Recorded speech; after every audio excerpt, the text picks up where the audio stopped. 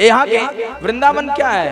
वृंदावन कोई स्थान विशेष नहीं है। मैं अक्सर कहता हूँ, श्री राधे हृदय रसे नजडीवान, श्री प्रिया जी ने, श्री राधा रानी ने अपने ही हाथों से वृंदावन का निर्माण किया है। इसलिए वृंदावन में राधा रानी रहती हैं ऐसा नहीं है, राधा रानी में वृंदावन है। श्रीधाम वृंदावन राधा रानी का हृदय स्थान है।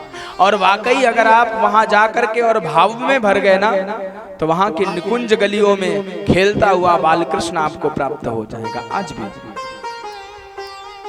ये वृंदावन की महिमा है।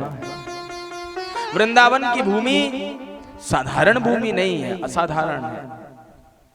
उस जैसे कोई किसी प्रिया का कोई प्रिय कहीं दूर से आने वाला होता है, तो उसकी जो प्रियतमा होती है वो घर को सुंदर बना देती है, सुसज्जित कर देती है, खाने पीने की वस्तुएं उपलब्ध करा देती है।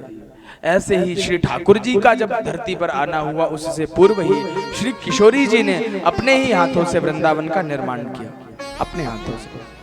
वो वृंदावन, तद वृंदावन, उस वृंदावन में तुम वृंदावन में रहो तो ये कोई बड़ी बात नहीं है। बड़ी बात तो ये है कि तुम कहीं भी रहो लेकिन तुम्हारे भीतर से कभी वृंदावन दूर ना हो। तुम्हारा अंतःकरण, तुम्हारे अंतःकरण में वृंदावन हो, और फिर शरीर कहीं भी रहे कोई फर्क नहीं पड़ता। क्या फर्क पड़ता है? शरीर धरती का है और धरती पर ही रहेगा। कबीर ने भी तो कहा, काशी मगहर एक समाना।